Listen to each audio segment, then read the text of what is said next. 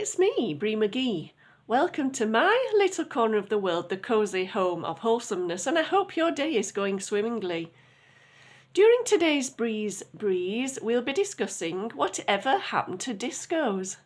So grab that drink and snack, there's work to be done. Before we start, I have to apologise for my strange lighting in this video. With the weird shadows behind me and all of that.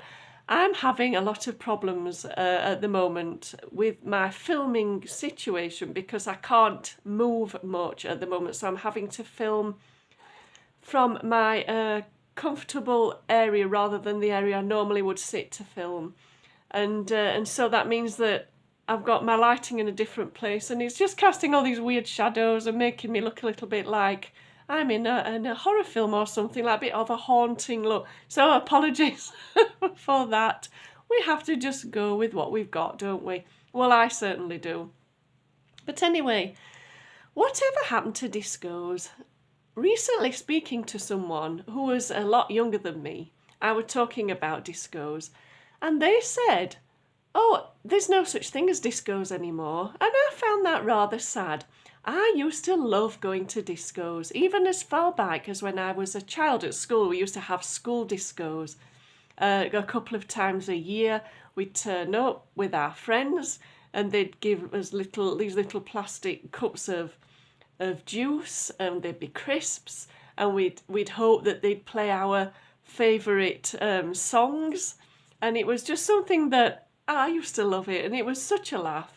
And back then, there was a lot of songs that had their own specific dance, and everyone knew that dance. So whenever the song came on, everyone would run to the dance floor and start everyone doing the same dance to this particular song. And that happened all the way through my enjoyment of discos, going through childhood, into teenage years, and into my 20s. Even in my 20s, we were doing all these dances to these songs, and everyone was doing the same actions. It was such a lot of fun. And if discos aren't a thing anymore, as my friend said, then I found that quite sad. Sorry, the lighting is just so weird, it's making me laugh. And it used to be such a lot of fun. And I do find it very, very sad that if they're not a thing anymore. We'd go to different places that were holding discos, and they'd have themes of discos, like 60s music, disco, 70s music, 80s music, you know, all that kind of thing. And we'd all turn up in our clothing of that era, dressed up, and it was such a lot of fun. And I do feel that as though people now are missing out if discos are no longer a thing, because I'll tell you something, it was a workout as well. I used to dance for hours and hours, and the next day I would ache, similarly to if I'd gone to the gym.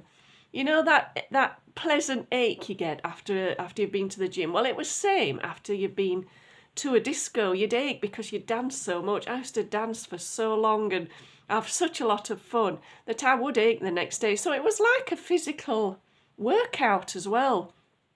And I don't know, I think it kept everyone sort of like fit to some degree. But no, I used to enjoy them very, very much. And I do miss dancing to music. I did dance for many years, but a different type of dancing. But I'm just talking about music, like chart music and stuff that they used to have. I really miss that, dancing and moving around to music. I can't do that anymore. I can't move, full stop, never mind, to music.